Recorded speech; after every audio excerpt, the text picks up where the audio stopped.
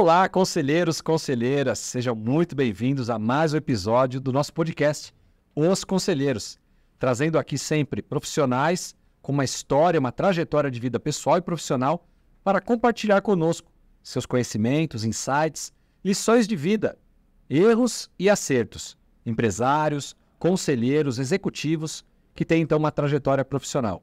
Nosso podcast Os Conselheiros vai ao ar todas as segundas-feiras e sextas-feiras, às 20 horas, disponível pelo nosso canal no YouTube e também pelo Spotify. Se é a sua primeira vez aqui conosco, te convido a se inscrever no canal para que você nos acompanhe e também te convido a deixar um comentário. Clica aí no sininho para ser notificado sobre próximos episódios. Junto comigo aqui, mais uma vez, meu amigo, meu parceiro, Udo Girlich. Tudo bem, Udo? Tudo bem, Marcelo, e você? Obrigado por mais essa oportunidade. Sempre junto aqui, né? O Farias nos abandonou. Com certeza. O Farias nos abandonou, né? Mas sorte nossa. Sorte nossa, porque a gente que está aprendendo aqui. Ele assiste depois, eu sei que ele assiste depois, mas em primeira mão, somos nós dois aqui e o Derek ali, o nosso diretor. O melhor é ao vivo e a cores. Em 3D, como a gente costuma falar. É isso mesmo. E nesse clima de alegria, de festa, quem que é o nosso convidado de hoje? Olha, hoje nós temos o prazer de receber aqui uma pessoa que vem cativando a gente cada vez mais aqui, que é o nosso querido Carlos Hoyos. Carlos, seja muito bem-vindo aqui ao Board Academy. Obrigado pela sua disponibilidade em estar aqui compartilhando um pouquinho da sua experiência aqui no podcast. Um prazer enorme estar aqui. Gratidão, Udo, Marcelo. É um momento de alegria mesmo, uma satisfação, uma honra estar aqui, um privilégio. Venho acompanhando vocês há muito tempo, muitos meses. E eu pensava, será que um dia eu vou estar lá naquela mesa? Pois é, aconteceu. Como diz o Farias, é como um casamento. Um dia vai chegar. Um dia vai chegar. Obrigado, Carlos, por estar aqui conosco. E o que eu levantei a mãozinha aqui para apontar é que o Carlos, ele não é um board member tão antigo. Ele chegou na Board Academy há pouco tempo. Mas o que eu quero pontuar, especialmente para você, board member, que talvez esteja nos ouvindo, não fica esperando ser convidado, não. Levanta a mão, eu quero participar. Eu quero ser entrevistado no podcast. Eu quero ministrar uma palestra no Board Series. Eu quero participar da mesa redonda digital aqui do Udo no Board Talks. Eu quero participar de um Board Meeting. Quem não é visto não é lembrado. Nós já somos mais de 2.500 Board Members. Então nós sempre buscamos e convidamos pessoas. Mas tenha uma atitude proativa também. Levanta a mão, se mostra, se coloca à disposição. Mas eu não vim aqui hoje para falar de mim e nem de outros. Diga aí. Só pegando esse gancho. Qual que é a última frase que a gente coloca nas apresentações? Você está onde você se coloca. Então, se você quer estar aqui, se coloque aqui. Você vai ser recebido de braços abertos aqui. Foi o que aconteceu com o Carlos. Me procurou, agendamos. Poxa, era um pouquinho para frente, mas a data chegou. E finalmente estamos juntos aqui, Carlos. Muito obrigado novamente pela sua presença e por compartilhar um pouco aqui da sua história. Você já deve ter ouvido ou assistido outros episódios, né? E a gente sempre gosta aqui de contar o filme, não só mostrar a foto, né? Porque o Carlos hoje, da foto, ele é isso, ele tem aquilo, enfim. Mas houve uma história, uma trajetória para chegar até aqui. Então a gente vai dar alguns passos, ou melhor, alguns anos para trás, para conhecer um pouco dessa história e tirar então lições, aprendizados, baseado na sua história de vida pessoal e profissional. Começando lá, da origem, da onde vem o Carlos, família, onde nasceu, aonde cresceu, como escolheu a primeira profissão. E a gente começa a contar um pouco da sua trajetória por aí. Maravilha. Comecei na cidade de Santos. Nascido em Santos em 74, sou filho de professores universitários. E eu simplesmente nasci em Santos, porque eu não cresci em Santos. Eu cresci numa cidade interior chamada Assis, perto de Ourinhos, São Paulo, terra roxa, os pé roxos, que a gente chamava. E eu tinha uma vida muito tranquila, muito calcada em valores, em família, sempre dentro da igreja.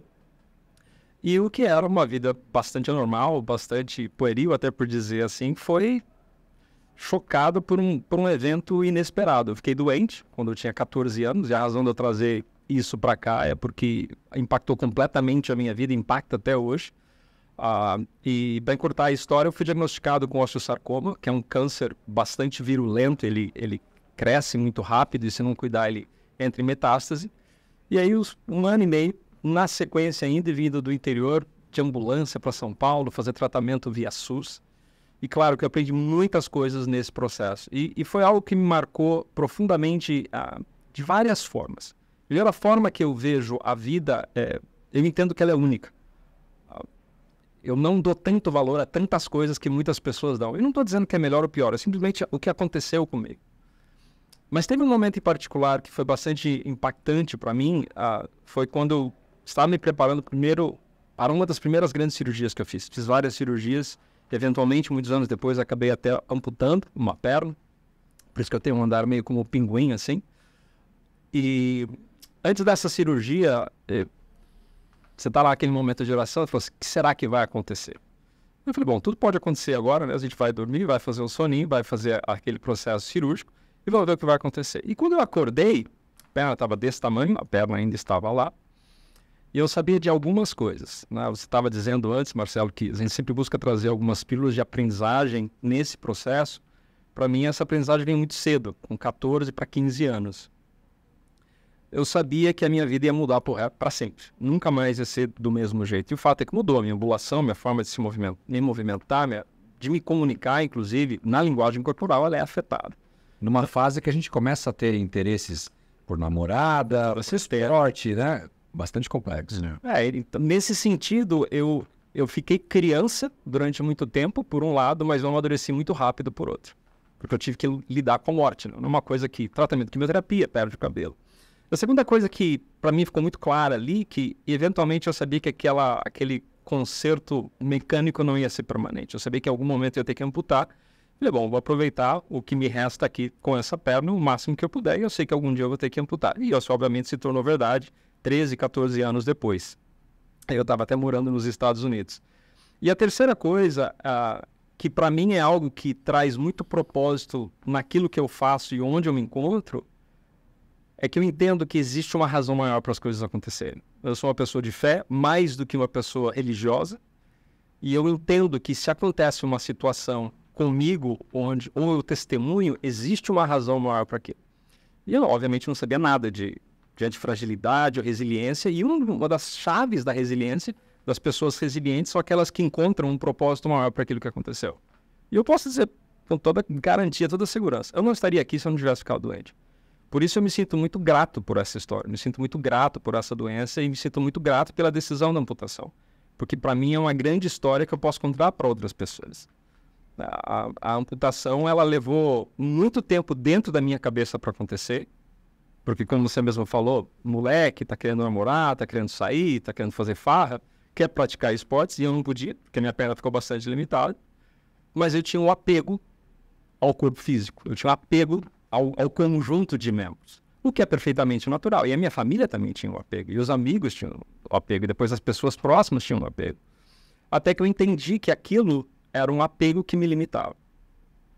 E, acelerando essa parte, para depois voltar sobre a questão de carreira, essa cirurgia foi a decisão mais difícil na minha vida. Só que foi a melhor decisão intencional que eu tomei. E a partir daí, para mim, a questão da intencionalidade foi muito forte. Porque depois, em outros momentos da vida, você, observando outras pessoas, a gente segue como se estivesse num trem errado. Você sabe que você está no trem errado, você sabe que aquele trem está indo para a direção errada, e a pessoa fica se lamentando. Ah, mas esse trem está indo para o lado errado. Ah, mas eu não quero voltar para o caminho. E fica passando o tempo, passa uma estação para outra estação. Só que aqui você está em São Paulo, num trem suburbano, ou em qualquer lugar do mundo no metrô, você está errado, você desce, você pode até xingar, reclamar, mas você volta. E isso, para mim, virou um movimento muito forte dentro da minha vida. Eu falei assim, eu não vou permitir esse tipo de coisa acontecer na minha vida. No momento que eu encontrar que alguma coisa estiver errada na minha vida, eu vou mudar imediatamente. Porque, obviamente, a amputação muda todo o equilíbrio, né? Eu tenho uma série de sequelas, preciso praticar muita disciplina de exercício físico para me cuidar. Mas se eu tivesse feito a amputação num momento diferente, talvez eu tivesse melhor preparado do que para o momento da amputação, onde eu já tinha toda uma debilitação do lado, tal, totalmente desequilibrado. E então esse processo, para mim, que começou com 14 anos e não terminou, para mim é, como eu disse antes, uma grande bênção. Mas é um grande sinal para me mostrar que existe muito mais na realidade do que aquilo que a gente vê nas pessoas. As pessoas têm um alto grau de sofrimento, tragédias pessoais que não compartilham, que não sabem. E quando a pessoa percebe, ela pergunta, eu respondo rapidamente e não existe uma história por trás, né? E aqui é um privilégio a gente poder contar uma história para que, de alguma forma, isso conecte com a vida das pessoas. Porque eu sou muito mais do que essa questão, eu sou muito mais do que isso. E antes eu até não gostava de falar, porque eu nunca Nunca me vi utilizando isso para me promover. Até um dia que falaram para mim, assim, você precisa falar mais essa história, porque você ajuda outras pessoas que estão lidando com problemas pequenos e que eles se inspiram. Muitas pessoas passam por Exatamente. uma dificuldade grande como essa sua, de fato, até como propósito de vida, na sequência, passam a ajudar outras pessoas que enfrentam o mesmo problema. Exatamente. Então, isso foi algo que uniu muito a família. Meus pais envelheceram demais nesse processo. Você vê as fotos antes e depois da família. Somos em 6, tenho irmão e 2 irmãs, eu sou o caçula. E eu sei o quanto que isso pesou para eles. Hoje eu tenho 2 filhos e eu sei a dificuldade que é quando você tem um filho com doença ou com uma dificuldade, um namorado ou na escola. Porque eu me coloco nessa situação, eu volto a reviver aquilo de uma forma diferente. Então, uma coisa que ficou clara para mim, né, você perguntou, o processo decisório de carreira. Desde muito cedo, meu pai, apesar de ser da área de humanas, linguística, como estrangeiro, ele sempre teve interesse por tecnologia. E ele foi um dos primeiros na cidade de Assis a ter um computador pessoal, era o Apple II na época. Ele veio buscar, inclusive, em Alphaville, aqui em São Paulo, era um computador usado. E ele foi um dos pioneiros para desenvolver o CPD da Unesp de Assis, mesmo não sendo a área dele. E, obviamente, os filhos seguiram esse caminho. Então, desde os 8 anos, eu programava Basic no computador. E comecei a trabalhar e não tinha como, né? Meu irmão seguiu carreira na área de sistemas, ele fez engenharia da computação aqui lá na Unicamp, e eu também fiz engenharia da computação na Unicamp, segui os passos dele. Mais um engenheiro, sim. Mais um engenheiro, né? Não, eu acho que os 80% das pessoas que são entrevistadas aqui passam por engenharia. O que eu posso fazer? Eu não sou engenheiro, tá, pessoal? Mas queria ser. Há tempo, há tempo. Você sempre tem oportunidade de continuar. Eu comecei o MBA em finanças agora, depois que eu fiz o PFCC, eu falei, essa área eu não estou sabendo o suficiente, eu preciso estudar. Sempre dá para voltar. É interessante você falar disso, porque eu sinto que a engenharia me dá uma base muito diferente para lidar com executivos empresários, que a área puramente humanista ou financeira não dá. Então, por exemplo, a visão sistêmica, eu já tive que explicar a visão sistêmica para a CFOs. Eles são muito bons em números, mas não tem a visão sistêmica, muitas vezes, que o engenheiro acaba desenvolvendo, um pensamento analítico de desmembrar um problema em pedacinhos. Então, isso é uma coisa que acabou me ajudando muito. Mas, enfim, eu entrei nessa área de... Você entrou na engenharia... Entrei na engenharia. Ainda com a sua saúde meio debilitada, em tratamento. O meu tratamento, o tratamento foi 1 ano e meio. Perdi 1 ano do segundo colegial, repeti o segundo colegial. E quando eu entrei na faculdade, eu ainda estava adiantado. Eu estava adiantado 6 meses. Então, mais outra sabedoria do mundo, de Deus, do universo, seja no que você acredita, porque eu era muito moleque quando eu entrei na faculdade. Eu terminei muito cedo. Se eu não tivesse perdido 1 ano, mas assim, eu teria saído muito imaturo da faculdade. Eu terminei em 4 anos e meio a Unicamp. Já entrei no laboratório de pesquisa que estava associado à Unicamp, chamava Laboratório A-Hand. Foi interessante porque eu já saí como assim empregado. Só que eu queria casar naquele processo, né? Eu tinha aquela visão de sucesso. Como é que é? Eu vou casar, vou para uma grande multinacional, vou ganhar nos Estados Unidos. Esse é o meu caminho. Exatamente. É isso que você tinha traçado. Esse era o meu padrão. Eu falei, é isso que eu vou fazer, né? Aí eu entrei lá no laboratório de pesquisa, os caras não me pagaram, eu queria casar, né? Bem tradicional, né? Você vai fazer as coisas quando você se casar, essa foi a criação que eu tive. Falei assim, vamos casar, vamos fazer tudo certinho. E aí eu vi que isso não ia funcionar, descobri que tinha vagas no IBM, me apliquei para a IBM, passei, entrei e já estava noivo. E eu falei, não, mas eu quero acelerar esse meu processo. Vai demorar muito tempo para ir para os Estados Unidos. Então eu mexi uns pauzinhos, conheci outras pessoas lá que já estavam vendo formas de ir para os Estados Unidos para trabalhar. Consegui um trabalho nos Estados Unidos e cheguei para o meu chefe e falei, então, eu tenho um emprego nos Estados Unidos. Eu vou para lá. Você vai me mandar pela IBM ou vou ter que ir sozinho? Foi algo assim, né? Talvez não tenha falado dessa forma, mas essa foi a mensagem. E ele falou, mas já, cara, você mal chegou aqui? Falou, calma que a gente vai arrumar. Aí eles conseguiram um trabalho para mim, né?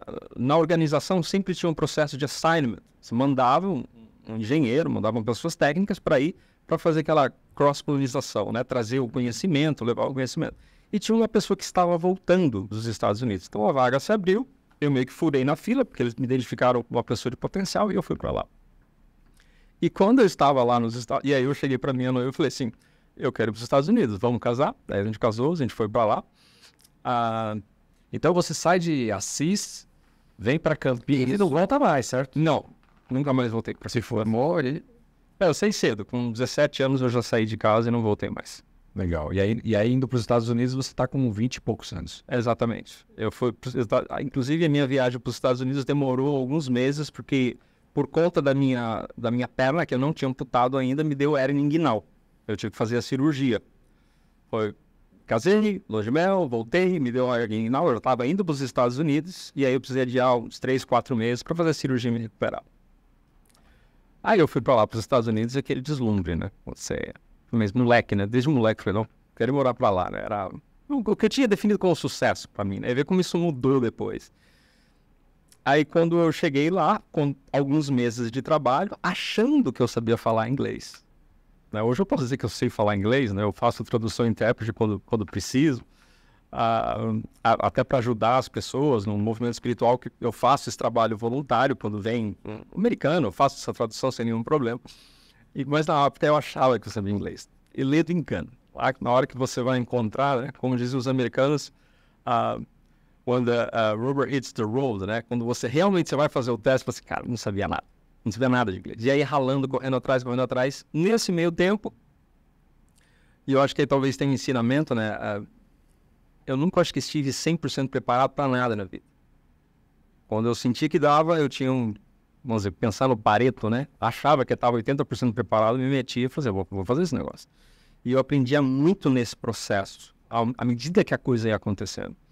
E eu acho que isso é uma das razões pelas quais eu conquistei o que eu conquistei.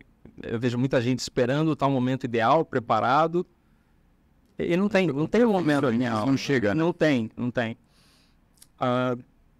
É claro que isso também tem outras consequências, porque a gente paga um preço de estar despreparado como eu precisei pagar. Agora eu preciso correr atrás do prejuízo, eu preciso me capacitar no inglês, eu preciso dominar esse negócio, é meu trabalho. Mas estando lá, a organização aqui na IBM teve uma reorg, eles iam fechar a organização e basicamente volta para cá que a gente vai te mandar embora. Né? E eu mando as pessoas que estavam lá. Eles tinham um punhado de pessoas que estavam lá. E aí o que aconteceu, o nosso trabalho era muito crítico, era tecnicamente muito crítico. Então eles falaram assim, a gente precisa mandar você de volta para lá, mas como contratado.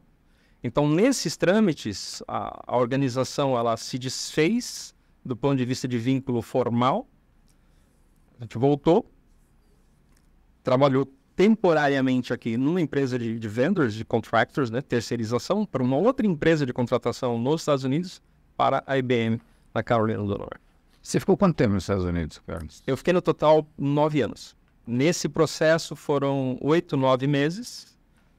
Aí eu voltei para fazer os trâmites de passaporte, de visto. Foram 6 meses. Aí eu voltei e fiquei mais uns 8 anos e alguma coisa. Então, totalizando os 9 anos. Foi qual cidade? Na região de Research Triangle Park, que é na Carolina do Norte, ali tem Morrisville, uma cidadezinha bem pequenininha, Cary, né? Chapel Hill, outras cidades por ali, né? Perto de Raleigh, que é a capital. Mas ali tem um grande centro da IBM. Você pode ver que algumas ruas desembocam dentro da IBM. A IBM praticamente que fomentou aquele lugar, né? E continuando a história aí, vocês me interrompem a hora que vocês quiserem. Que eu... Não, é isso. Eu ganho a vida falando. Vai ser um banheiro raciocínio ainda. Você muda pra lá casado, você vai no primeiro momento, tem que voltar, vai de novo. Isso. E aí, no meio dessa trajetória nos Estados Unidos, acontece o episódio da perna, efetivamente. A amputação eu fui fazer lá. Eu decidi fazer lá, porque aí a minha vida, a qualidade de vida, por assim dizer, estava piorando muito. O desgaste era muito grande nas costas. Então, primeiro você usa era uma joelheira, depois uma joelheira um pouco maior, aí você usa uma bengala, aí você usa uma muleta. Então, eu estava literalmente definhando. E aí você tem uma sobrecarga do lado esquerdo, as costas, pescoço, tudo começa a afetar. E aí, nesse processo, eu fui visitar os maiores especialistas que tinham ali. E tinha uns que tinham umas soluções bastante criativas para manter a perna. E eu falei, tá bom, mas e depois? O que vai acontecer? Aí depois você pode fazer uma dessas. Mas como é que vai ficar? Como vão ficar os tecidos? Né? Vai ficar deteriorado. Né? Você consegue ficar a perna um pouco mais de tempo a sua perna. Eu falei, e se eu amputar? Não, amputação é simples. Cirurgia de meia hora de cirurgia. Você coloca uma prótese. Então, essa foi a informação que eu recebi, né? Porque a solução, para vocês terem uma ideia, eles chamavam de graft. Era pegar um osso de morto e fazer um enxerto e você ficar tomando remédio para evitar rejeição. Bastante criativo e do ponto de vista de pesquisa, muito interessante.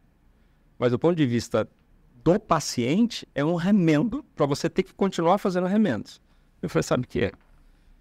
Eu nunca fui um exímio jogador de xadrez, mas sempre joguei xadrez, sempre pensei em alguns movimentos na frente e depois o que vai acontecer, causa e efeito, né, análise sistêmica. Eu falei, eu não quero isso para mim não. Eu vou resolver essa história. E nessa época foi interessante porque, estava até comentando hoje mais cedo aqui na apresentação, foi o ataque das Torres Gêmeas, foi em 2001. E eu estava morando nos Estados Unidos nessa época. Teve todos os aprendizados, meu gerente estava em Nova York naquele momento, ele voltou, falou, teve todo um bafafá que aconteceu dentro da IBM, as pessoas ficaram revoltadas, né? Ataque no solo americano, só por isso o aprendizado assim, único de estar vivendo lá. Mas teve um fato que para mim foi bastante próximo, porque tinha um paciente que tinha amputado a perna, e estava numa das duas torres e desceu tipo 70 andares com a prótese. Eu falei, se esse cara consegue fazer isso, eu vou voltar. E eu fui conversar com algumas pessoas, inclusive até uma pessoa dentro da IBM que tinha amputado. Falei, como é que é a sua vida, como é que é? Eu fiz a minha pesquisa, falei, essa cirurgia eu consigo fazer com calma, né? E aí eu decidi e fiz a amputação. E de fato é uma cirurgia muito simples. A minha primeira cirurgia, eu fiz várias intervenções, mas cirurgia para colocar a prótese, né? Que foi a primeira grande cirurgia que eu fiz.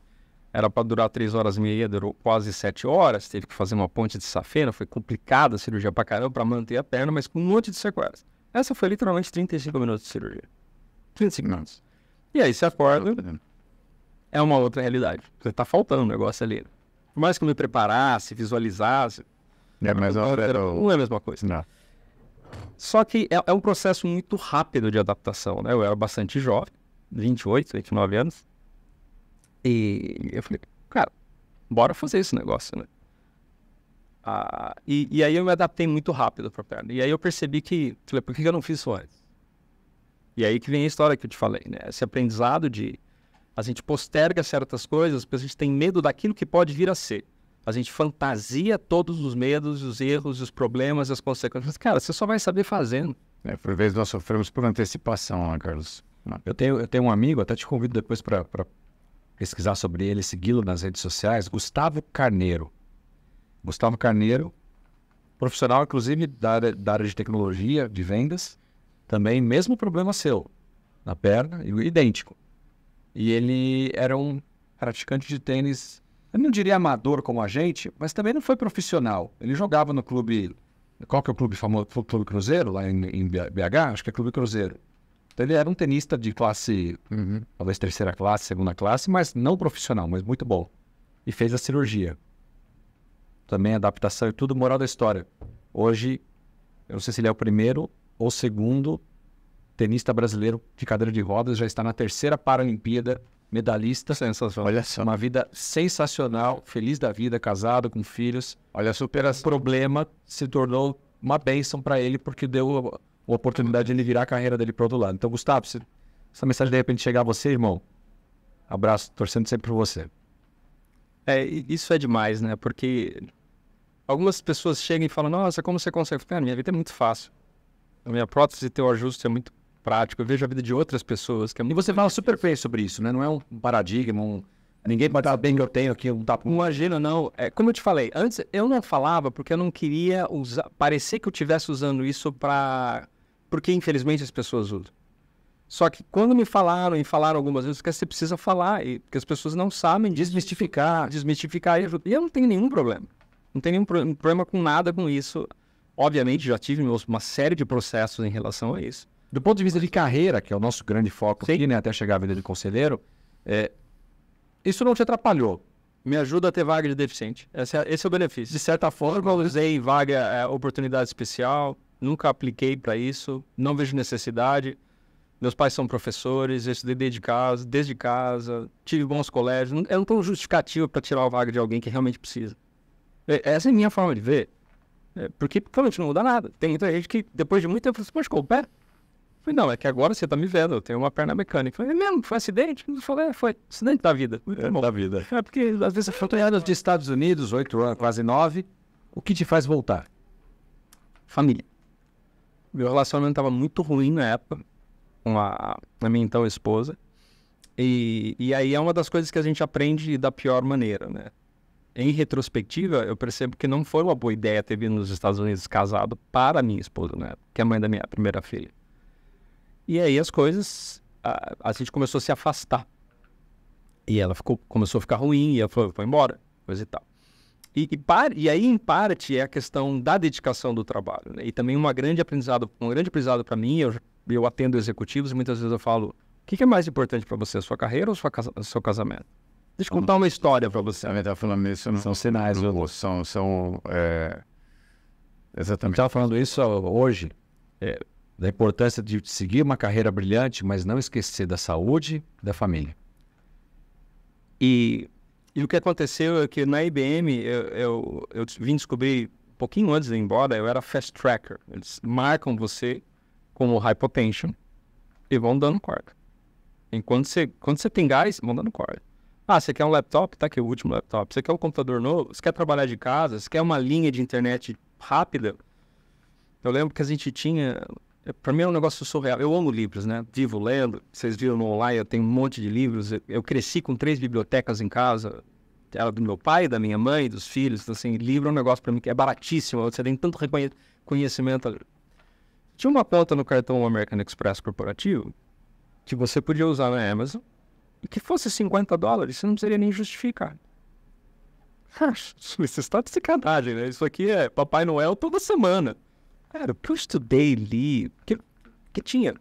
E por quê? Porque eles sabiam que saía muito barato para uma pessoa se dedicar 1,5, 2 pessoas, do que se você fosse encontrar pessoas que tivessem um compromisso diferente. Então, do ponto de vista de carreira, obviamente eu cresci muito. Obtendo patentes registradas, crescendo dentro lá e você começa a se desenvolver. Só que, obviamente, isso tem um preço alto, né? Porque, mais uma vez, aquilo que eu falei, né? Eu amadureci muito rápido, por um lado, quando eu fiquei doente, porque eu tô lidando com coisas de vida ou morte. Coleguinhas, né? Porque eu era na ala pediátrica que foram para casa para morrer, falando em bom português. Porque não tinham mais chance.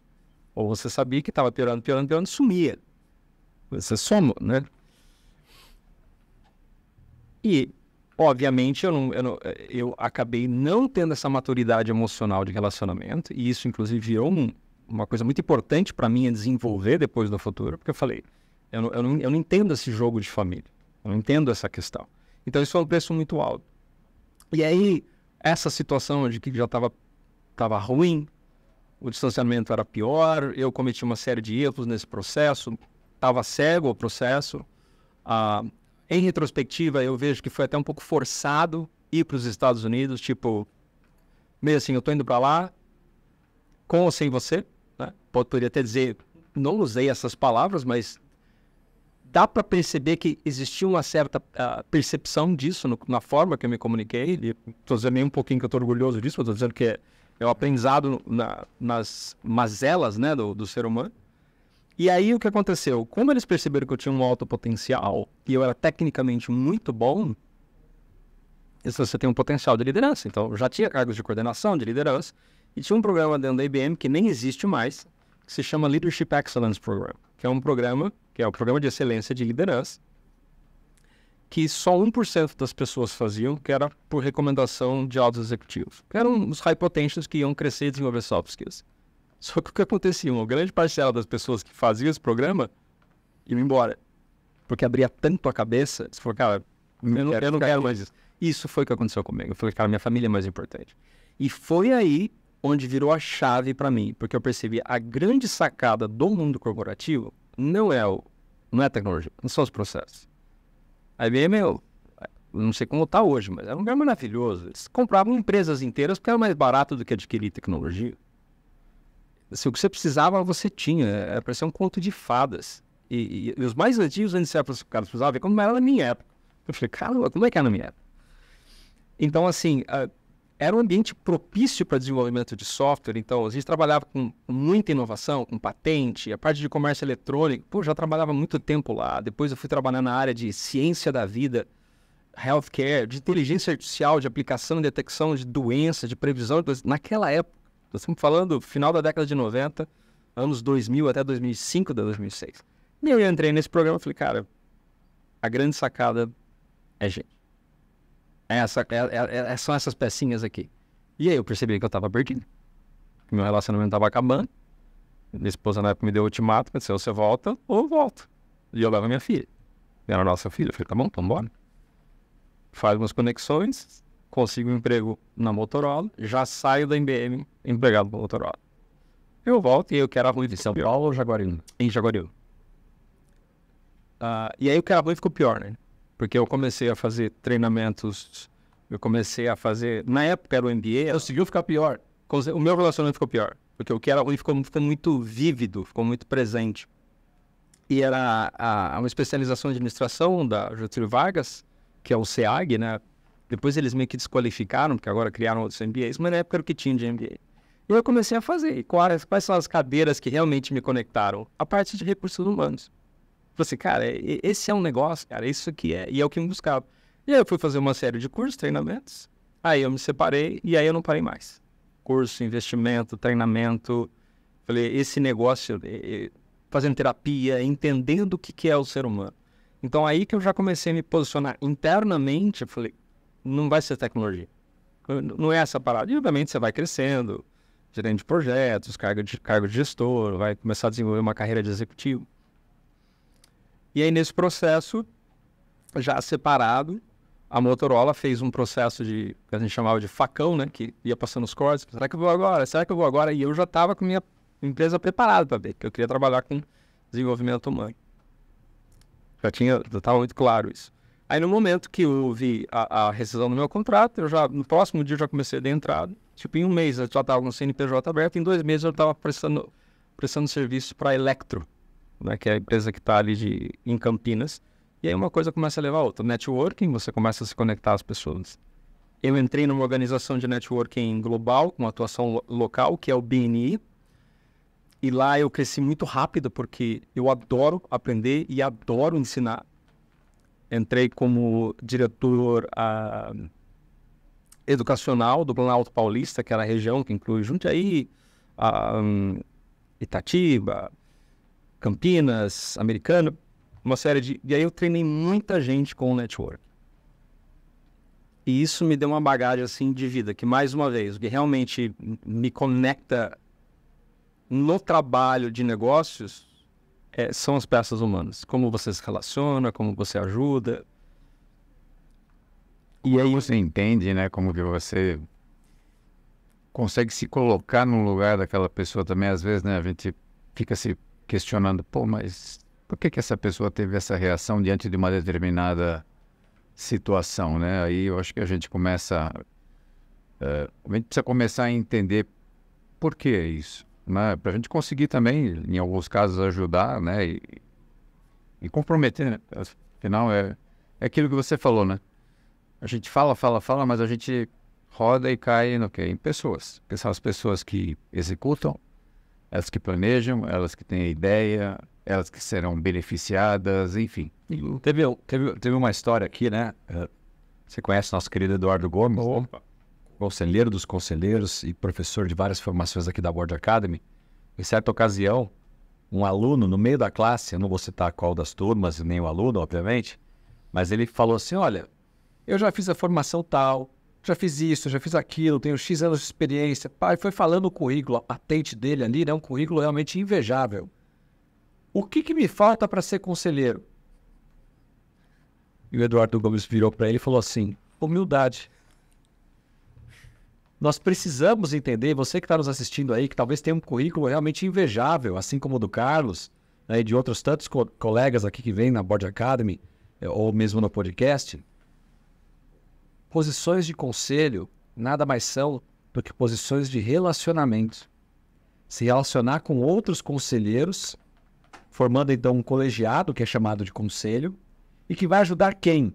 Um CEO, um presidente, um fundador de empresa. Cara que está às vezes sozinho ali, não é, Aldo? Que está vivenciando a solidão do poder. E o Carlos, como especialista nisso, sabe melhor do que a gente aqui que a gente está falando. Pessoas, né, Carlos? E que a gente não pode esquecer o seguinte, a gente está lidando com uma pessoa. Ela também tem as suas inseguranças, as suas angústias, as suas demandas. Enfim. Isso para mim é muito forte, porque eu nunca me vi fazendo o que eu faço hoje. Eu não subi a escadaria corporativa dentro da corporação. Eu subi por fora. E quando eu falei assim, meu Deus do céu, tô atendendo esse cara, tô atendendo esse cara, tô atendendo esse lab, tô atendendo internacionalmente. Vem esse cara aqui com esses problemas de drama, não é possível, cara. E teve um momento que meio que, sabe, na nossa época a gente fala, né? O Marcelo, não sei, ele não tem cabelo branco, impressionante. Sabe? Ele chega lá. Nossa, É que ele tá pintando o cabelo. Ele tá pintando. Grecilos mil. Colestone. Caiu uma ficha quando me veio um grande diretor da franquia da Dale Carnegie do Brasil, que tinha sido reconhecido internacionalmente por causa do processo que ele tinha sistematizado, e ele veio pedir ajuda como coach executivo. Eu falei, cara, quem não vai ajudar esse cara? Eu não posso ajudar esse cara. Como é que eu vou ajudar esse cara? Eu falei, então, cara, segue o processo, né? E obviamente, o processo de coaching, e aí é uma coisa que eu falo com humildade no meu coração de verdade. Quanto maior for o cara, é mais fácil ajudar. Ah, por quê? Você não vai se meter a querer dar pitaco na vida do cara. Quando é uma pessoa que já esteve no mesmo nível que você, ou está numa área de expertise que você domina, vem um lado interno de mentor que é falar, cara, vai lá e faz isso. Mas quando o cara está num nível estratosférico, você tem que seguir o processo. E o processo funciona, desde que você saiba se posicionar, se você sabe articular. E isso foi a razão principal que me veio para board.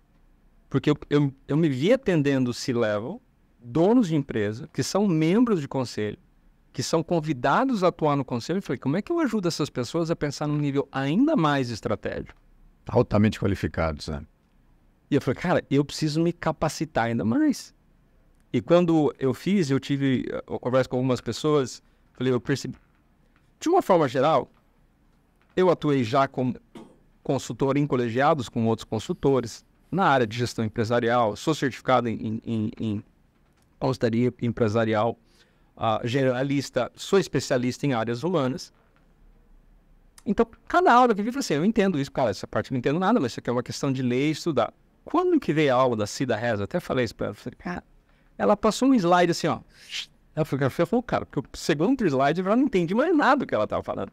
Obviamente, você consegue extrapolar, você consegue entender o que significa, tem os conceitos gerais. Mas eu falei, isso aqui eu não tenho profundidade. Eu vou ler, vai ser um livrinho? Eu falei, não, eu vou ter que arregaçar as mangas. Aí eu entrei no MBA na USP de Finanças e Controladoria. Eu falei pra ela, você me inspirou a fazer isso aqui. Porque você mostrou algo tão banal que pra mim não era banal. E eu tenho humildade, falei assim, cara, eu preciso sentar e estudar esse negócio a fundo. Que é o que você falou, você precisa ter humildade. E uma coisa que me surpreende, às vezes são, entre aspas, as perguntas mais bobas que fazem dar o clique na cabeça da pessoa. Porque às vezes a gente acha que é um negócio muito mirabolante, mas a pessoa não tem um negócio que é a essência. Como, por exemplo, tá dormindo direito, tá se hidratando. Não sei se foi o Udo, o Eduardo, quem que falou primeiro numa das aulas? Falei, cara, você precisa ter coragem para chegar num médico, como eu cheguei algumas vezes, e falou assim, cara, muito bacana que você é médico, mas você não tá aplicando medicina em você não se cuida, você não dorme direito. Um colegiado de médicos em que você lá tem que fazer um teste de burnout para todo mundo para provar para uma das médicas que ela está com burnout. Mas se eu não fizer isso, eu não estou honrando a minha ética profissional. E como eu estudo muito, eu estudo de um jeito ou de outro a neurociência para estar muito atualizado desde 2012. Estou lendo um artigo, estou lendo livro, fazendo cursos. Estou sempre futucando essas coisas, assim, eu preciso me atualizar. Às vezes eu preciso mostrar coisas que eles não estão atualizados. Isso, no começo para mim era muito difícil. Como é que eu vou falar para o médico que está desatualizado numa área? Quando eu falo, por exemplo, sobre neurocardiologia, os caras, como assim? Tem neurônio no coração, tem neurônio em todos os órgãos do corpo. Tem muita gente que não sabe disso. Tinha na Netflix eles estavam fazendo uma série em que tinha, eu falei, cara, vai assistir o Netflix. Eu perguntei uma referência, não era eu, o tontinho, falando que não é da área de médico. Você vai assistir o Netflix, se informa. Porque depois que você entende isso, todas as relações mudam. Você trouxe um ponto interessante, trazendo de resgatando aqui para o mundo do conselho, a gente já volta, que isso acontece também na vida lá do conselho com o empresário. Especialmente em empresas familiares, médio porte, você tem lá um cidadão que com muita dificuldade fundou uma empresa, talvez 30, 40 anos atrás, o cara não fala nem o português direito, mas ele fundou o pequeno império dele. Exato. E chego eu lá, com o meu chapéu de executivo, corporativo, de uma IBM, de qualquer outra empresa multinacional, e quero dizer para o cara como fazer isso, fazer aquilo, e querer saber mais do que ele do negócio dele. Arrogância. Total. Não conecta. Né? Então tem que dar esse passo atrás de humildade, de saber como se portar numa comunicação para de fato poder ajudá-lo. Não vai ser a forceps, não vai ser com o que eu acho, com as minhas verdades que eu vou ser um bom conselheiro para ele. É aquilo que a gente costuma falar, né, Carlos e Marcelo? Saber o que precisa ser feito, isso é extremamente fácil. Hoje em dia, né, você pesquisa, você tem isso em questão de minutos na sua mão. Agora, como fazer, por quê, com quem e quando, é um processo. E aí, do curso. É isso que de vez em quando me é muito caro, Carlos, né? Eu acho que aí é uma coisa que eu preciso me desenvolver mais também. É entender as pessoas. Entender o momento das pessoas. Interpretar as pessoas. Né? Para eu conseguir atingir o coração das pessoas. Porque, na verdade, a gente quer ajudar, mas se a gente vai com essa empáfia, com uma arrogância... Não, porque eu tenho doutorado, eu tenho isso, tenho aquilo, trabalhei ali, trabalhei aqui. Não vai rolar, cara. Não vai rolar. Né? Então você precisa realmente conseguir atingir o coração das pessoas, né? Entender o que ele está passando naquele momento para realmente ser efetivo, né, Marcelo? Eu acho que isso é legal. E o coração manda na cabeça. Hoje a gente tem informação científica atualizada. Olha aí. Que quem gerencia o estresse, quem traz o estresse, a gente está no corpo físico. O corpo inteiro está trabalhando estresse. Mas o cérebro está comandando. Quem sai do modo do simpático para o parasimpático, é a informação que o coração manda. Tipo, se acalma. E aí tem técnica, respiração, fechar os olhos, concentração, várias técnicas diferentes. Só que como é que você chega para uma pessoa da forma adequada, de uma forma simples que a pessoa entenda isso? Exatamente. Só que uma vez que você entende como o corpo funciona e o corpo ele precisa preparar a mente para trabalhar, eu nunca vou direto na mente. Eu faço uma anamnese sempre dos meus clientes. Como é que você tá? São coisas que parecem ser bobas. E é uma coisa assim que eu espero que, se você que está nos assistindo, isso aqui puder te inspirar de uma forma, quanto você está tomando de água por dia? Parece a coisa mais boba do mundo. Mas ajudando os clientes a entenderem que eles precisam estar com a fisiologia em alta performance, e água e sono são as coisas mais importantes, depois da alimentação e exercício, obviamente, mas água e sono. Eu tive clientes que perderam 6 quilos, 11 quilos, estavam com perda de cabelo, problema de cabelo, dor de muita cefaleia, dores nas costas, que não estavam consumindo água. Eu estou falando, gente da área de saúde, ex-atletas, eles começam a tomar água. O cérebro funciona melhor, regulariza o intestino, dorme melhor. E ia falar, agora eu consigo te ajudar a ter um mindset, uma mentalidade diferente. Porque senão todo mundo conhece isso. Você está cansado, você estuda, você não aprende. Está cansado, não rende. Você põe horas e horas, não funciona. Aí o que a gente faz? Descansa. Só que se a gente quer maximizar a performance do executivo, do conselheiro, do empresário, tem que maximizar a fisiologia dele primeiro. Só que não precisa de um PhD para isso. Faz o básico. Dorme direito, faz intervalos, toma bastante água, de 2 a 3 litros de água por dia. Faz jejum sempre que você puder. Eu sou fã do jejum intermitente há anos. É uma das melhores coisas que eu fiz na minha vida. De manhã, a cabeça funciona, que é uma beleza. E não precisa fazer coisas muito radicais. Então, assim, e isso não vem com um diploma, vem estudando. Quais são os especialistas? Especialista em respiração. Eu gosto de estudar e aprender. Então, e às vezes eu preciso tomar um pouco cuidado, porque o que vocês falaram a gente acaba se metendo num lugar, as pessoas não querem saber a nossa opinião. Então você tem que ter a humildade de esperar o momento em que a pessoa fala. Pessoal, eu tô com dificuldade disso. Tá bom. Que tal você experimentar essa coisa, esse tipo de coisa?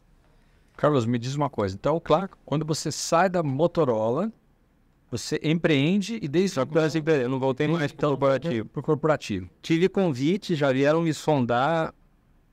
Eu falei, não. Agora eu me encontrei, eu sou apaixonado pelo que eu faço.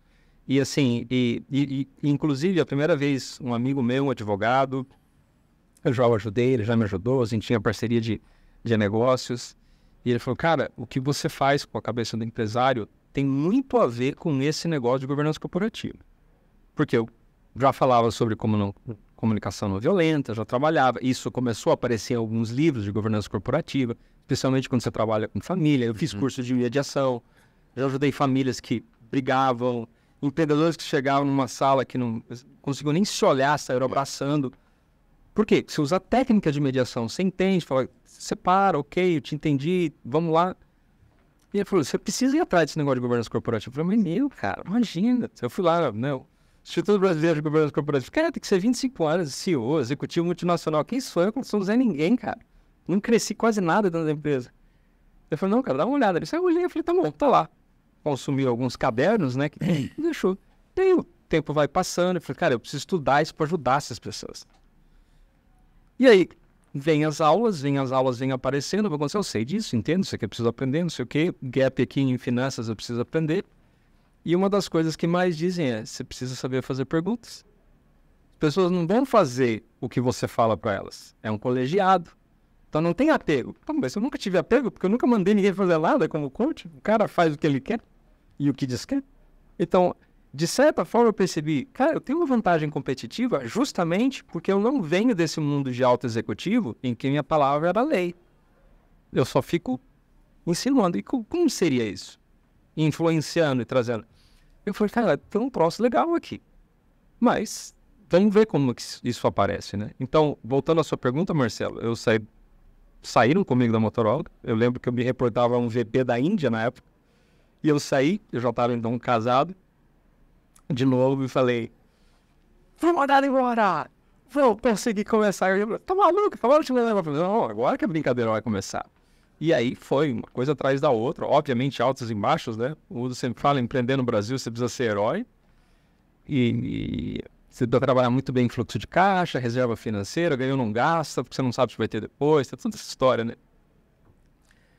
E é uma viagem que não para de investir, estudar. Assim, a sensação que eu tenho é que cada ano é vertiginoso. Porque cada curso que você faz... E aí eu entrei no marketing digital, fiz um monte de curso de marketing, de vendas, raiz, comercial, de gatilhos. Então eu entendo muito quando o processo de venda está acontecendo. Nunca usei fortemente, por limitações minhas, por alinhamentos ou desalinhamentos internos. Mas eu entendo bastante bem como é que funcionam essas áreas, essas partes. Trabalhei muito com conteúdo, produzindo conteúdo. E agora, novamente, né, vou chegando aqui nesse momento, reaprendizado de, olha que interessante, o que dá para fazer com um novo posicionamento. Aí, assistindo o podcast, me chama aqui no Network. Eu tenho um podcast desde 2018, é um negócio que eu adoro fazer. Conecto com as pessoas, abre portas para outras pessoas abrem portas para mim, vocês sabem muito bem como funciona. E aí eu conheci a Michelle Lima. E eu já chamei ela, falei, vamos bater um papo, coisa e tal, não sei o quê. E ela eu vou começar um trabalho com ela no começo do ano que vem. Legal. E já estamos preparando o reposicionamento de marca, porque como eu venho atendendo internacionalmente já há algum tempo, a marca que eu tinha era uma marca, vamos dizer assim, mais massificada. E agora eu vou trabalhar num nível que está muito mais alinhado com o que eu estou fazendo hoje. Então, assim, eu fui crescendo, mas a marca não se atualizou. Eu falei, o que eu estou fazendo aqui embaixo, né? Eu tenho que trabalhar aqui, né? Então, não sei se foi um bom resumo, mas chegamos ao aqui e agora. Muito legal. Deixa eu fazer uma pergunta. Quando você falou de Motorola, enfim, da sua atividade pós-Motorola, né? Você conhece ou já ouviu o nome de uma pessoa chamada Roberto Aylmer? Não? Porque ele tem uma atividade muito, muito próxima nessa que você citou. É um psiquiatra, na verdade, lá do Rio de Janeiro. E ele atende grandes corporações, especialmente aqui em São Paulo. Também ajudando especialmente executivos, né? As empresas o contratam É fundamental para ajudar os executivos. Porque você fala, né? O empresário é sozinho, mas a cabeça do executivo também não é mole, não. Chegar num nível de diretoria é para poucos. E quando você chega, você vê os desafios ali, especialmente no nível psicológico, familiar, saúde. É isso que eu procuro equilibrar, né? a gente estava falando, inclusive, disso hoje no almoço, né? Em 3 grandes pilares, né? A pessoa, o Udo, né? O indivíduo, o Udo família e o Udo profissional, né? Em determinados momentos das nossas trajetórias, você prioriza uma ou outra, né? Eu quero eu sou provedor da família, eu quero, então, ter um sucesso profissional para ter uma vida confortável, né? Só que isso tem um preço também. E às vezes você... como é que eu vou colocar? Você relega um segundo plano a tua vida pessoal e a tua vida familiar, né? Então, eu acho que a grande mágica é você ter esse dinamismo, esse balanceamento disso, né? Porque se você prioriza um durante muito tempo, isso tem prazo de validade, né? Uma hora vai acabar tendo os seus impactos, suas consequências na sua vida pessoal e familiar e vice-versa. Então você precisa, né? Eu acho que essa que é a grande mágica, que você tem que equilibrar esses 3 pratinhos, né? Fazendo analogia aí com aquele artista de circo, né? Que tem que manter os pratinhos rodando ali. Eu acho que é mais ou menos por aí, né? É onde eu procuro navegar, né? Então, com certeza. E, Carlos, me diz uma coisa. Depois de, então, vir a conhecer aqui a Board Academy, né? E fazer uma das formações da Board Academy, qual que é o seu momento atual? A formação, ela serviu para te gerar um conteúdo adicional para você continuar fazendo o que você faz hoje? Ou você levantou uma segunda vertente, então eu atuo nisso aqui que eu atuo, mas agora, também posso ser conselheiro de empresas. Como é que está esse seu momento? É bem isso mesmo que você falou. Está abrindo uma nova vertente. E eu venho trabalhando essa questão desse posicionamento, porque não que foi meu objetivo inicial. Eu realmente não tinha essa pretensão. Eu falei, não, eu preciso estar melhor gabaritado para ajudar os membros de conselho, os C-levels, executivos, donos de empresa. Mas eu percebi que eu posso ajudar bastante nesse cenário, né? Até a gente chegou a comentar que, sem dar spoiler, né? Nas simulações que a gente faz nos programas dentro da Board, existe muito do trabalho da consultoria, guardadas as devidas proporções, que elas se conectam com o trabalho do conselheiro. Então, como eu já trabalhei e ainda trabalho como consultor empresarial na área a nível societário e descendo, e como eu atuo como coach executivo com alta gestão, eu não mando nada. A gente fala, essa é a análise, isso aqui é a nossa recomendação. Então, assim, eu percebi, eu acho que tem um potencial muito grande de eu poder ajudar empresas nesse formato colegiado como um conselheiro. Então, estou trabalhando possibilidades de começar, tem alguns pontos nisso, e vejo que tem alguns gaps que eu estou buscando cobrir, né? E beber de outras fontes. Porque, para mim, o PFCC ele é muito bacana, porque ele, de uma forma muito razoavelmente rápida, não é super rápida, mas também não é muito longa, concentra muita informação e fala assim, olha, isso aqui é o geral, que você precisa dominar. E aí eu sei que é uma formação... As pautas tem que estar na sua agenda como conselheiro. Né? Exato. Mas, assim, cara, não é o curso que vai... O cara não está pronto depois do curso. Você precisa ter uma bagagem, você precisa ter uma história, você precisa ter humildade e a coragem de enfrentar o que você sabe, o que você não sabe, cobrir e ir atrás para ralar, para acompanhar. Sem sombra de dúvida, te separa do mercado brutalmente. Eu não sei como são as outras formações, estou buscando conhecer, porque eu gosto de beber de várias fontes, eu gosto de criar uma composição diferente. Mas, cara, é impressionante. Porque você, cara, é isso, agora eu entendi. Porque eu preciso saber. E talvez eu saiba mais ou saiba menos. Então, é uma super formação. Mas, assim, para mim, eu tenho muito clareza. Esse é o ponto de partida. Esse não é o ponto de chegada. É o começo de uma jornada, né, Carlos? É isso. Eu diria que agora é um começo consciente e intencional dessa jornada de conselheiro. Porque eu entrei meio não com essa intenção. Eu entrei com uma formação. Aí eu falei, agora eu entendi. Isso aqui vale a pena, nesse sentido, né? E é engraçado que quando a gente, até pensando no seu filme, na nossa trajetória profissional, lá atrás, quando cada um de nós começou na carreira, né? Uns como trainee, né? Já trainee, já virou gerente. O outro ralou um pouquinho mais, o outro aqui foi office boy. Cada um tem o seu momento inicial. Tô brincando. Foi assistente de operador de mar. O fato é que a gente teve o nosso nível de dificuldade naquele início e zero experiência, certo? Para a carreira de conselheiro hoje, nós temos uma baita de uma experiência, porém, é uma nova carreira. Correto. Então, assim como na liderança situacional, você conhece bem lá o M1, M2, quando pensa em conselho, você virou M1 de novo.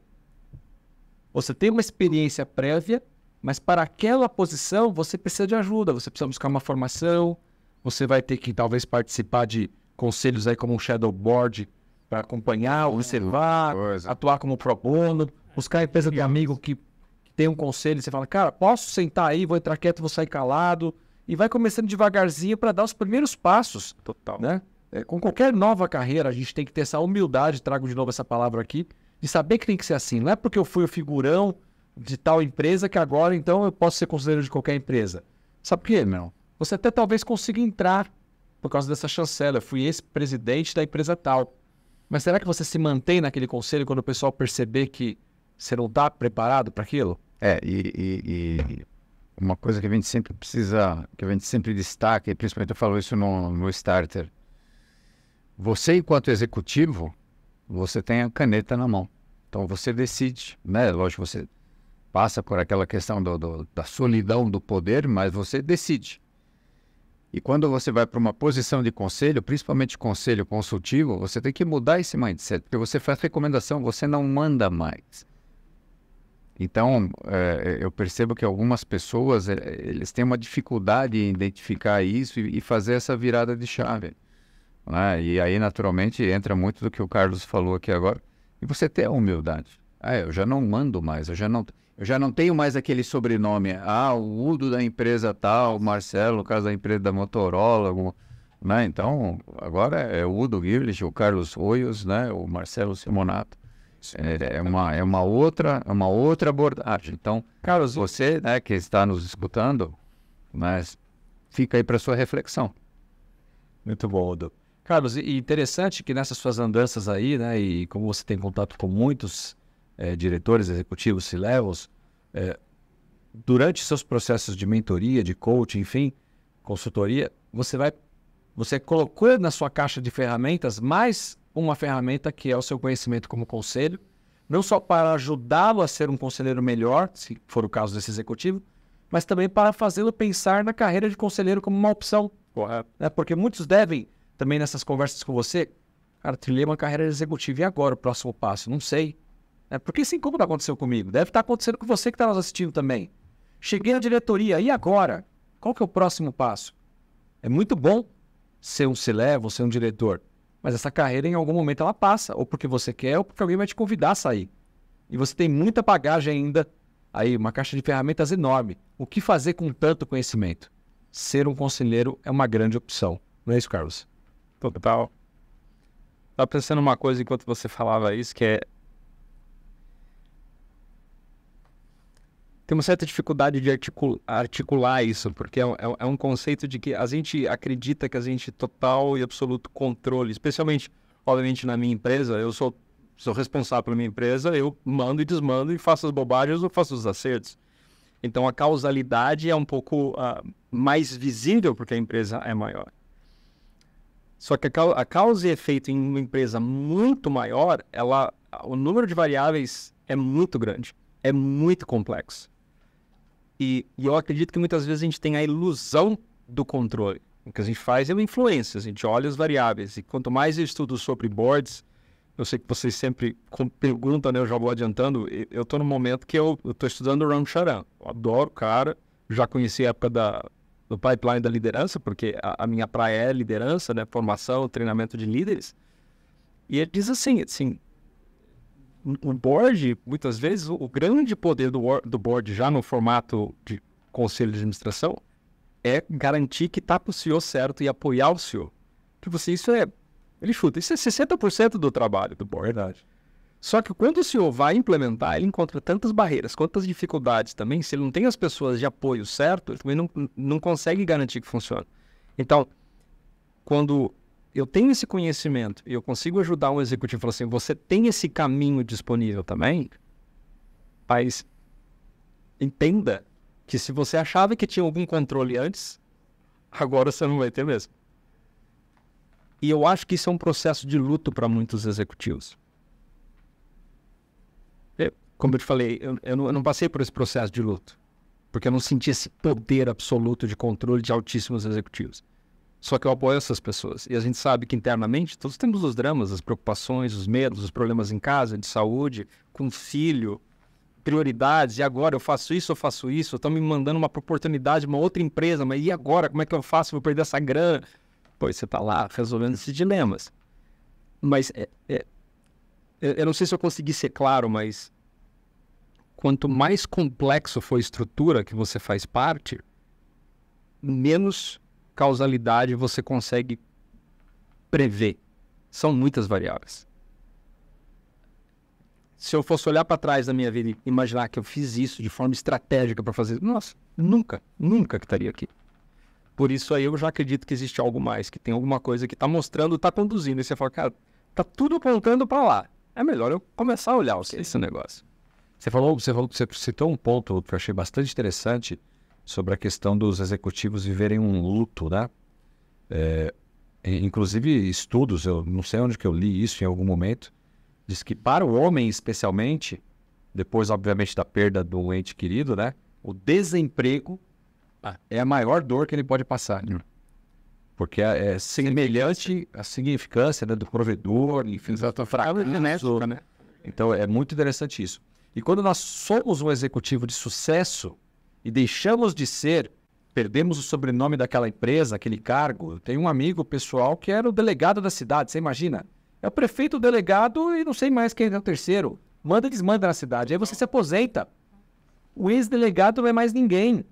Cara, é um sofrimento gigante. Então deve ter muita gente também aqui nos assistindo que talvez se encaixa nisso, se reconhece como o ex-executivo que está, antes eu mandava, como o Udo bem falou. E agora, eu sou quem? Mas por outro lado, né, Udo? Quantas pessoas, Carlos, vêm aqui na Board Academy e depois nos contam essa história? Vocês ressignificaram a minha vida. Maravilhoso. Eu estava lá encostado, me achando ninguém. E agora eu tenho uma nova vida, uma nova perspectiva, podendo usar toda a minha experiência como conselheiro. É tão gratificante para a gente escutar isso, né, Udo? Mas isso é o meu caso, pessoalmente. Né, como a grande maioria dos colegas aqui, eu vim de uma carreira executiva. Né? E depois, vendo que essa vida executiva teria um prazo de validade, eu falei, eu vou para o conselho. Então, eu fiz a formação. Infelizmente, não foi na Board Academy, foi pelo IBGC. Mas, enfim. Só que depois, para começar a praticar isso, né, no IBGC, é excelente escola, gente. É a fonte de onde a gente bebe, né? Os conhecimentos técnicos. Uhum. Né? Mas o relacionamento, né? Eles entregam o certificado e falam, tá aí depois. Boa sorte. Boa sorte. E não é isso, né? E na Board Academy, não. Eu me senti acolhido. Eu falei, nossa, eu estou entre amigos. Né? E depois, quando eu fui convidado para a primeira formação, eu falo, pô, é como você... qual que é uma analogia que eu posso fazer? É uma chacoalhada na roseira, né? Total. Então, você se redescobre, você renova. Enfim, e foi isso que aconteceu, cara. Né? Então, e é isso também que faz, né? Depois com o livro, quando vocês me convidaram para escrever o livro, né? Onde a gente começa a depurar, resgatar muitas coisas, a depurar o teu propósito. Você fala, pô, é isso aqui, cara. Esse é o caminho, é isso que eu quero, é isso que eu gosto. E é isso que a gente faz, cara. Uns descobrem isso mais cedo, né? Outros mais tarde. Outros por uma situação, uma circunstância da vida. Olha que interessante como a vida de cada um Mas aí acho não é a coincidência, a providência, essa algo maior que nos leva a cronicidade das coisas, né? Então, é muito do que o Carlos falou, né? As coisas acontecem na hora certa, né? E fique atento aos sinais. Que os sinais vêm. Com certeza. Carlos, nós estamos caminhando para 1 hora de conversa aqui. O tempo voa. E eu não posso deixar você ir embora hoje sem te perguntar uma coisa. Você que é um cara que já falou aqui pra gente das bibliotecas de pai, mãe e filhos, um exímio leitor aí. Você teria uma recomendação de um livro que você leu, tá lendo, ou um filme, uma série? A gente sempre busca aqui dos nossos convidados uma recomendação, né? Para ficar no portfólio dos nossos ouvintes aí, como próximo, talvez, livro, filme a assistir ou a ler. De séries, de filmes, hoje eu estou no momento que eu estou assistindo Netflix em espanhol para praticar o espanhol, porque eu atendo em espanhol e estou me preparando para um job espanhol. Então, esse eu não sei se seria uma indicação interessante. Se você quer, maravilha, a gente pode comentar. Mas de livros, tem alguns livros para mim que me impactaram muito e me impactam até hoje, e os livros que eu estou lendo, ou que eu estou recentemente lendo, por causa do conselho. Poder do Agora, do Eckhart Tolle, é um livro fantástico. Tem gente que vê do lado espiritual. A minha recomendação não é pelo lado espiritual, é para você entender como o seu cérebro funciona. Para você entender o que significa estar presente. Transformador. Um outro livro fantástico é O Ego é Seu Inimigo, do Ryan Holiday. Aliás, qualquer livro do Ryan Holiday é difícil você errar. Eu li aquele livro Diário Estoico 3 anos consecutivos. Todo dia lendo aquilo. Adoro estoicismo. Eu descobri que eu era estoicismo, mesmo sem saber o que era estoicismo. Porque eu acho que de berço, de treinamento e muito curso. Um outro livro que eu acho fantástico, Venda a Mente, Não ao Cliente, que explica um pouco da parte da neurociência, do processo de marketing de vendas de uma forma mais profunda. E se você quer aprender a disciplina do dia a dia, tem 2 livros que eu acho fantásticos. Um que é muito antigo e é chamado de Imitação de Cristo. Eu acho que é medieval esse livro, para você entender o que é o sacrifício do dia a dia. E você não precisa nem ser cristão, você não precisa acreditar em nada, mas se você entender o que significa você refinar, dentro dessa área tem um outro livro que se chama A Forja, que é basicamente como é que você tira o ouro daquele ouro, né, daquela pedra bruta. Você tem que tirar todas as impurezas. Isso para mim que é o trabalho diário da minha disciplina diária. De novo, você não precisa ter nenhuma crença para você entender a ideia por trás do livro. E os livros recentes que eu tenho lido e ouvido, porque eu amo podcast, eu comecei atrás dos clássicos, como eu mencionei, Ronan Charan, Execução é sensacional. Indicação de um CFO que eu estou atendendo. O outro livro do Pipeline da Liderança ajuda demais a entender a forma de você ver o mundo com olhos do nível estratégico, do nível operacional, do nível tático. Outro livro do Ronan Charan que eu ouvi recentemente é o On Up. São 14 perguntas que todo membro de conselho deveria fazer. Genial a forma como ele apresenta, ele desmembra. E agora eu estou lendo o Boards That Deliver, do Ronan Charan, que eu acho que não tem nem em português, né? O On Up é, tipo, apodere-se, né? Tome conta, garanta que você seja tipo, o dono do processo. Como eu falei, eu gosto muito de ler, tem muitas referências. Esses são os que estão mais presentes para mim. Vieram mais... Já deu um portfólio de leitura de, no mínimo, aí, talvez mais de 6 meses. Muito bom. Udo, eu sei que você tem uma pergunta também para o nosso convidado. Fique à vontade.